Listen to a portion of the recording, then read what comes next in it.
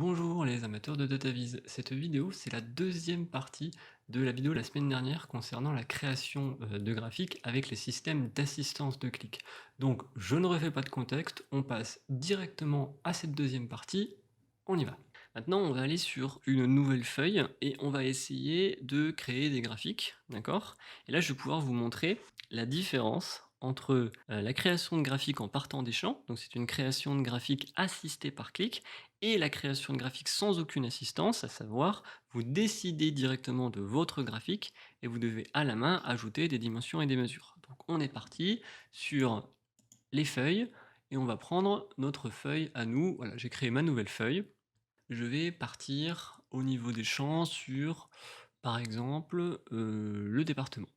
Voilà, département. Donc, il me propose quoi? Clothing et shoes. Très bien. Donc, on est soit sur des vêtements, soit sur des chaussures. Pourquoi pas? C'est une dimension. On est d'accord? Ici, automatiquement, il me propose une table. Admettons, si c'est ce qu'il considère être le type de graphique recommandé, pourquoi pas? À savoir que si vous cliquez ici, il peut vous proposer d'autres types de graphiques. Ah, il vous propose une carte. Je vois pas quand il va pouvoir créer une carte à partir de ça, donc bon, attendons, essayons de créer un peu plus. On va rajouter une mesure.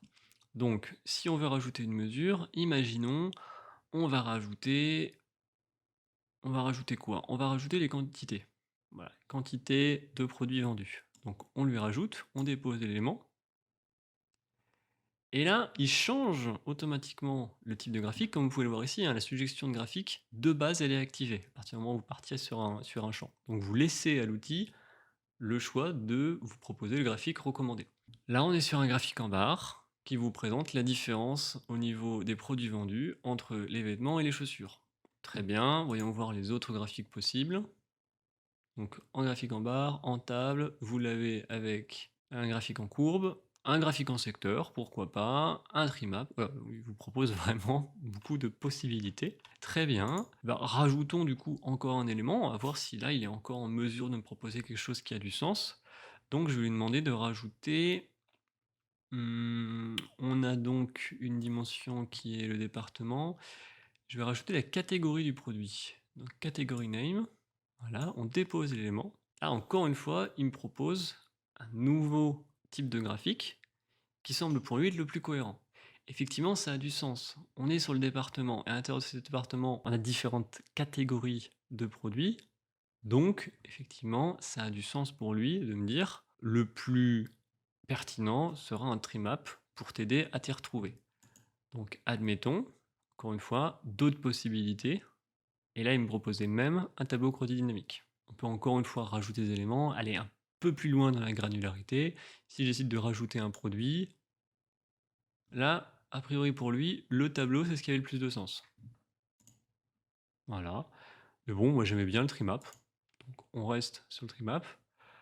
Après, c'est vrai qu'en termes de visibilité, on est un peu moins clair. Mais bon, pourquoi pas. C'est vraiment un exemple que je vous donne. C'est vrai que là, je ne le conseille pas forcément. Sauf à faire à la rigueur après une petite liste pour pouvoir faire des décisions. Mais ça, j'en parlerai dans une autre vidéo, faire une liste déroulante pour pouvoir faire en sorte que, en fait, on ait en début la proposition au niveau du département, puis la catégorie du produit, puis du pays et donc tous les graphiques, s'adaptent par rapport à ça. Parce que c'est vrai que là, commencer avec ça dès le départ au niveau de l'analyse, c'est peut-être un petit peu raide. Mais bon, en tout cas, c'était vraiment pour vous présenter ce qui était possible.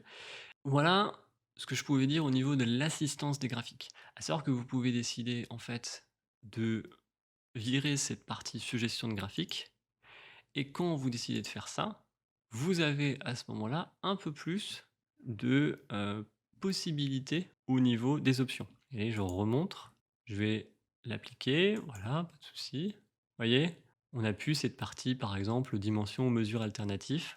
Donc voilà, c'est selon ce que vous décidez de prendre, vous n'aurez pas forcément les mêmes options en fait au niveau de vos graphiques.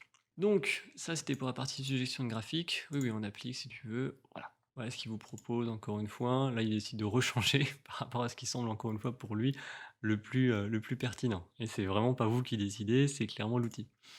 Donc ça, c'était la partie création de graphique avec l'assistance en partant sur les champs. Maintenant, imaginons, vous voulez une totale liberté et vous savez déjà de base le type de graphique que vous voulez créer. D'accord?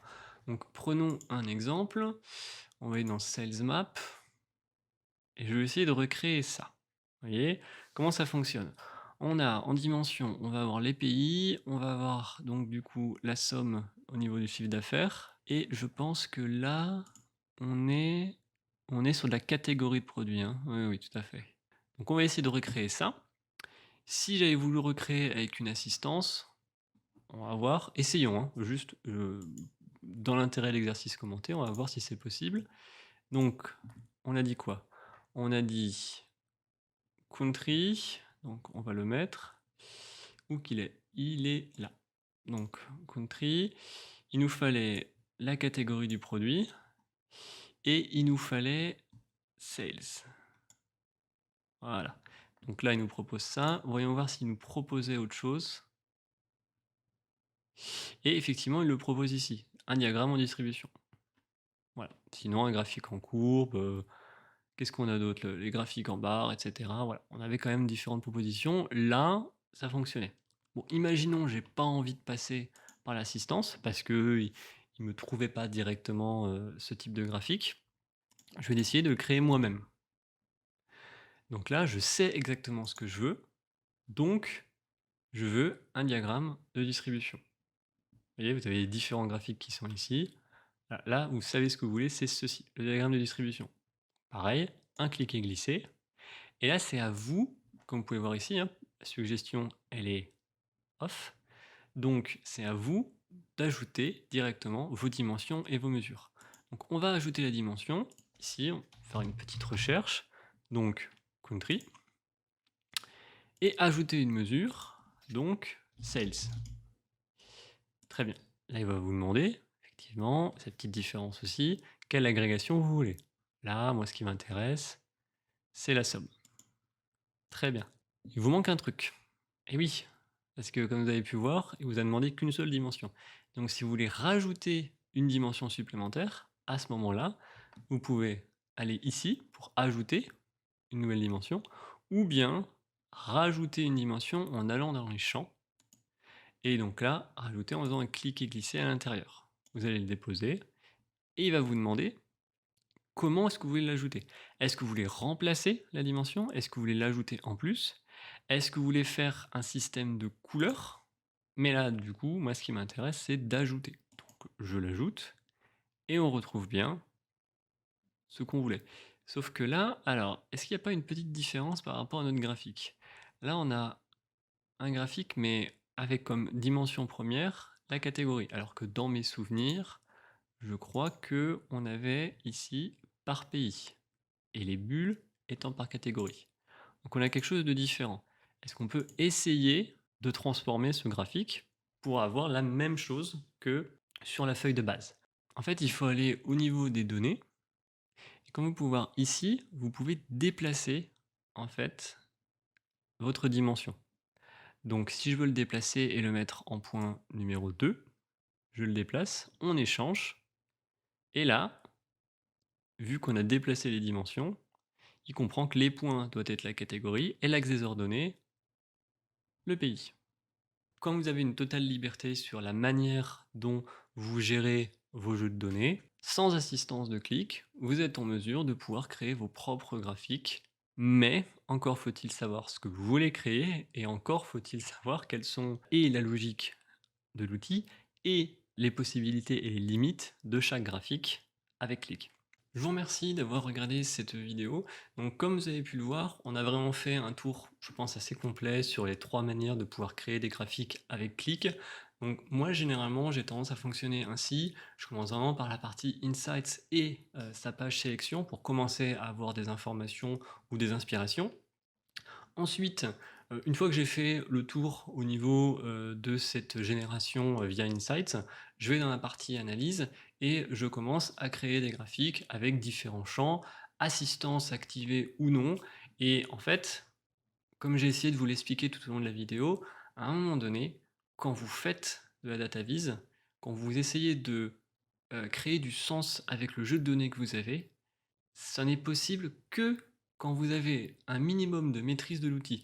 Maîtriser l'outil, ça veut dire aussi bien comprendre sa logique, comment il fonctionne, que comprendre ce que vous pouvez faire avec les données. Vous avez intérêt quand même un minimum à connaître les données et de comprendre en fait comment fonctionnent tout simplement les graphiques. Qu'est-ce qu'on fait avec, qu'est-ce qu'on essaye de dire avec les graphiques. Et par rapport à Click, les graphiques, on l'a vu, ils ont des notions de quelle dimension on peut mettre, quelle mesure on peut mettre, combien on peut en mettre.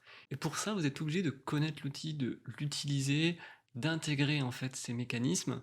Et grâce à ça, vous allez pouvoir créer des analyses qui ont du sens, des conclusions qui sont pertinentes et pouvoir aider en fait les preneurs de décision à prendre tout simplement les meilleures décisions.